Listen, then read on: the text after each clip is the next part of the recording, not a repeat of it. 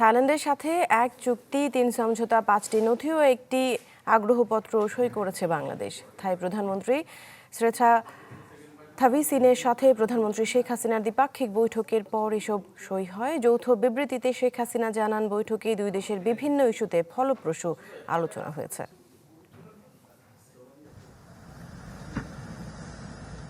দ্বিপাক্ষিক বৈঠকে অংশ নিতে থাইল্যান্ডের গভর্নমেন্ট হাউসে পৌঁছান প্রধানমন্ত্রী শেখ হাসিনা। এ সময় তাকে দেয়া হয় লাল গালিচা সংবর্ধনা। গার্ড অব অনার দেয় থাই সশস্ত্র বাহিনীর একটি চৌকস দল। নিজের মন্ত্রিসভার সদস্যদের শেখ হাসিনার সাথে পরিচয় করিয়ে দেন থাইল্যান্ডের প্রধানমন্ত্রী শ্রেথা থাভিসিন। দ্বিপাক্ষিক বৈঠক শেষে দুই প্রধানমন্ত্রীর উপস্থিতিতে সই হয় 5টি নথি, একটি চুক্তি, 3টি সমঝোতা স্মারক ও একটি আগ্রহপত্র। যৌথ ব্রিফে কথা বলেন দুই দেশের সরকার প্রধান। দ্বিপাক্ষিক বিভিন্ন বিষয় নিয়ে ফলপ্রসূ আলোচনার কথা তুলে ধরেন তারা। থাইল্যান্ডকে বাংলাদেশের স্বাস্থ্য খাত ও বিশেষ অর্থনৈতিক অঞ্চলে বিনিয়োগের আহ্বান জানান প্রধানমন্ত্রী Sheikh Hasina.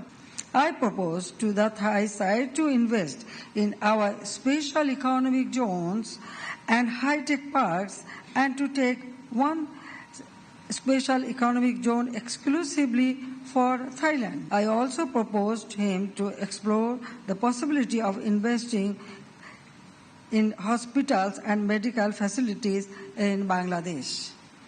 I propose to the Thai side to enhance cooperation among specialized universities between the two countries, especially in agriculture, fisheries and food processing. Prime Minister Thavisin and I also discussed regional cooperation mechanism under the BIMSTEC framework.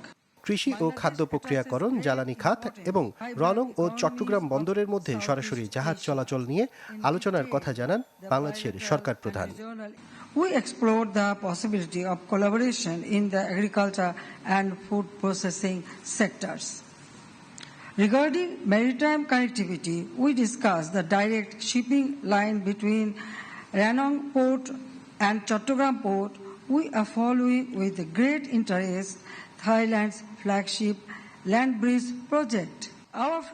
Rohingya সংকটের টেকসই সমাধান অর্জনে থাইল্যান্ডের সমর্থন চেয়েছেন প্রধানমন্ত্রী Sheikh Hasina. Sustainable solution to the Rohingya crisis, Bangladesh sought the support of Thailand. Ashraful Alam Akash, channel 24।